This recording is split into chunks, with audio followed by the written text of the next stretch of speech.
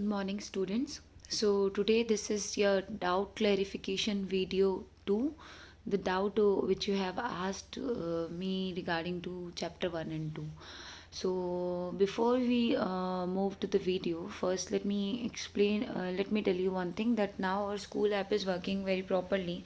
So, whatever doubts you are having regarding to your video and your chapter 3 and 4, you can ask me directly there in the chat box.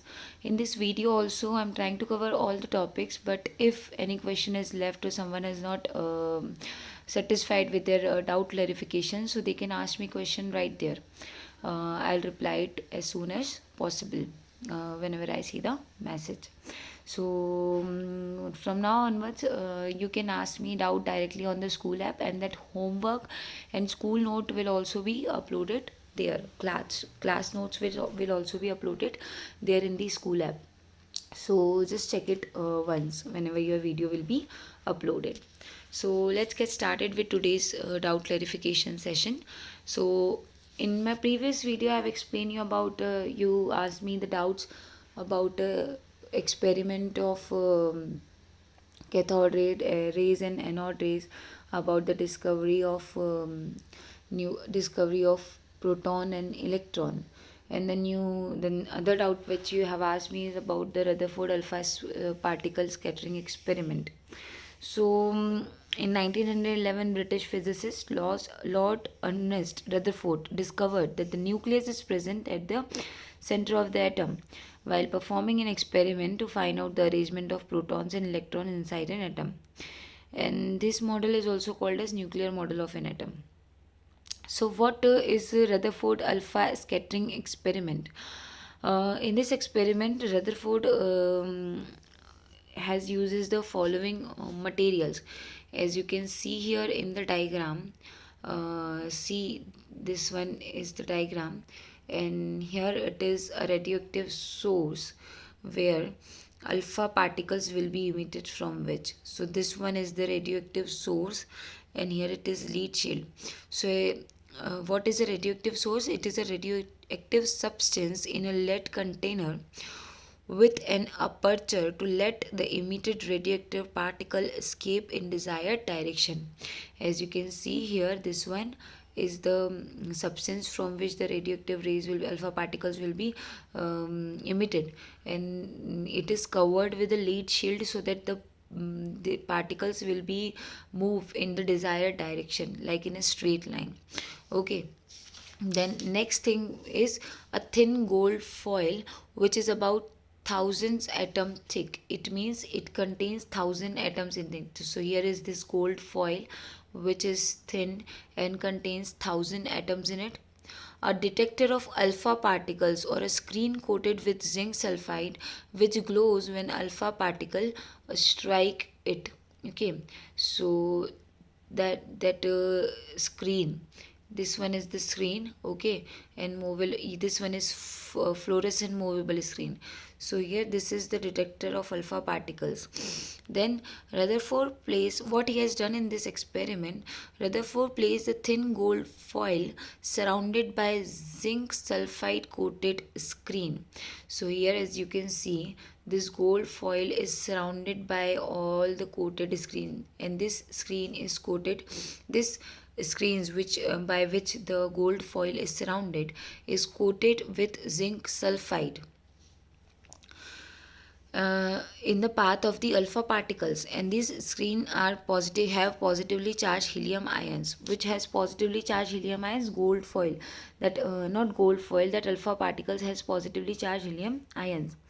So now what he has done, he bombarded gold foil with alpha particles. As you can see, this alpha particles are striking directly on the gold foil, and from here these particles are going like this on the screens. And here is the viewing microscope by which we can observe the things which are happening after this striking of alpha particles on the gold screen.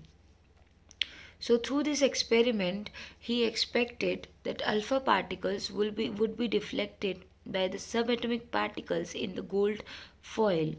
But he observed some unexpected result in this experiment.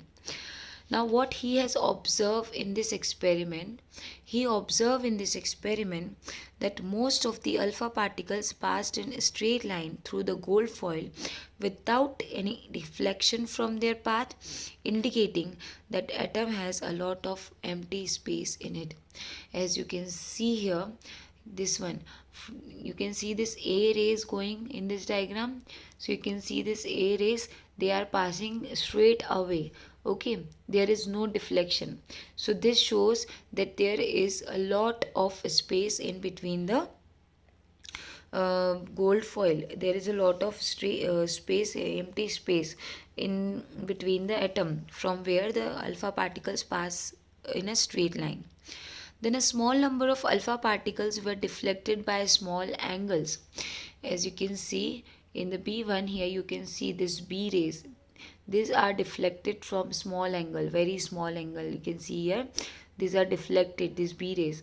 So some of the alpha particles are deflected from by small angles, indicating that they approach some positively charged region with the atom, which repel the positively charged alpha particle, and this region was called as nucleus by Rutherford.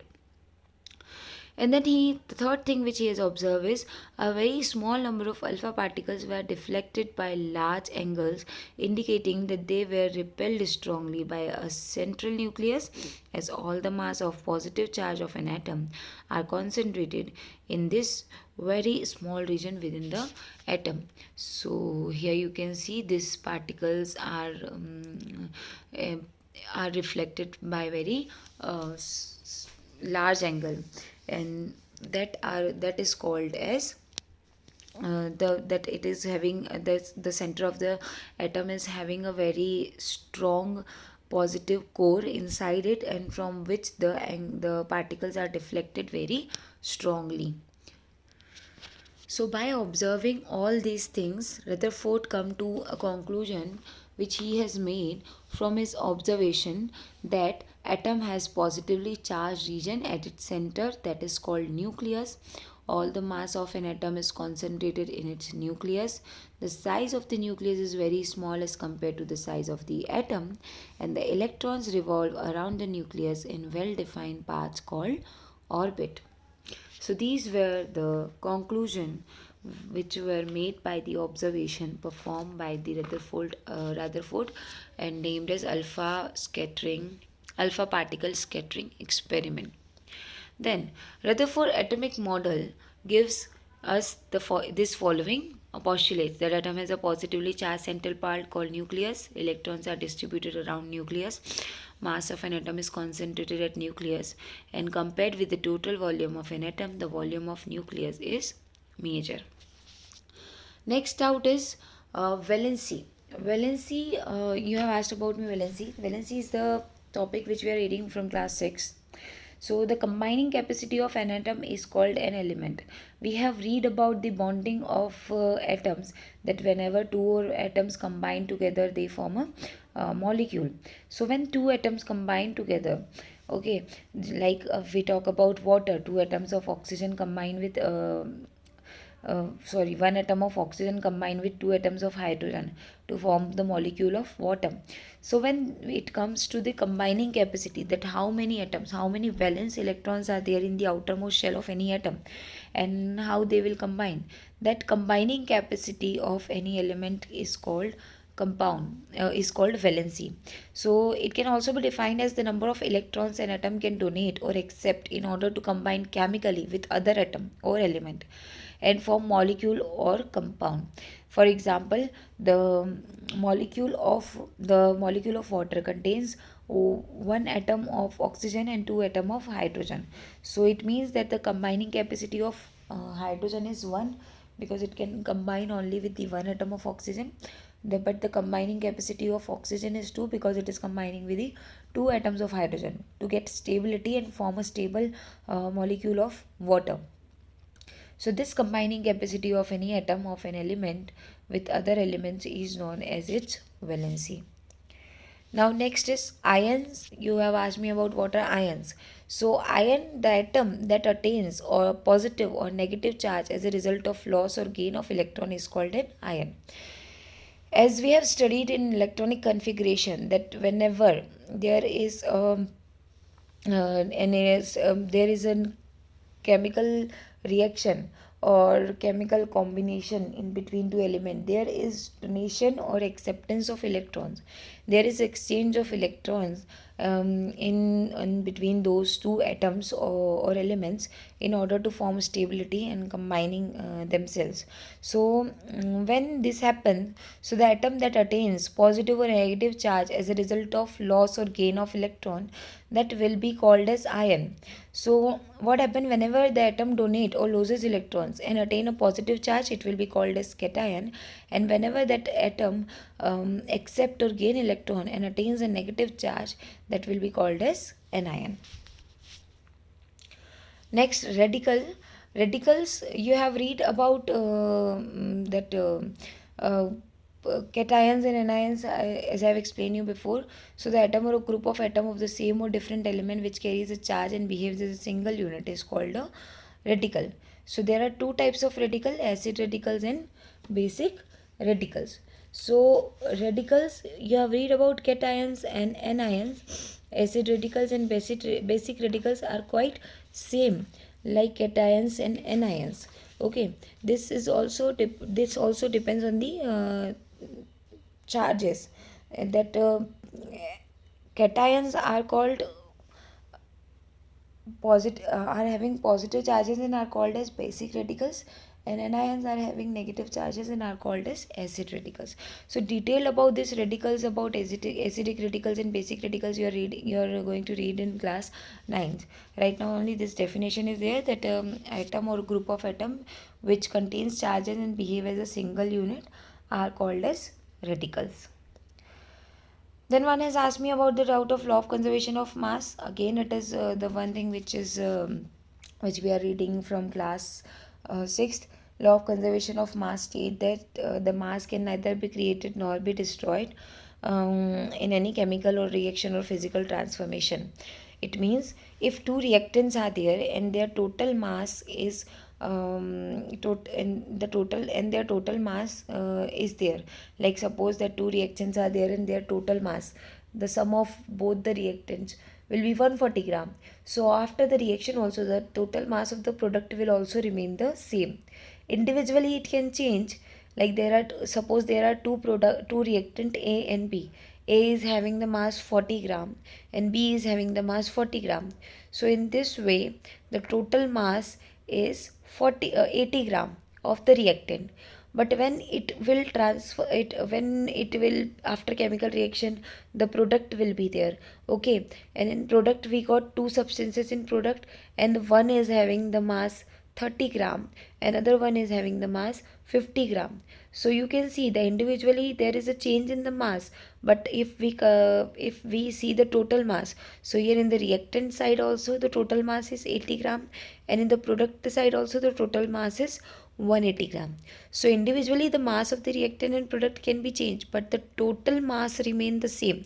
It means on both the side it will be balanced. On both the side, if we will do the sum total of reactant and product, that mass will remain constant. There will be no change. That mass will be equal in LHS and in RHS as well. So this is the law of conservation of mass, that the total mass of the system will remain conserved. There will be no change in the total mass of the system at the reactant side or in the product side. The individual mass can be changed, but the sum of the total sum of the mass will remain the constant. So this is all about your today's doubt clarifying video. These were the all doubts which you have asked me in the link. And still, if any doubt is remaining and you have any doubt, you can ask me directly on the school app. Okay, thank you and have a nice day.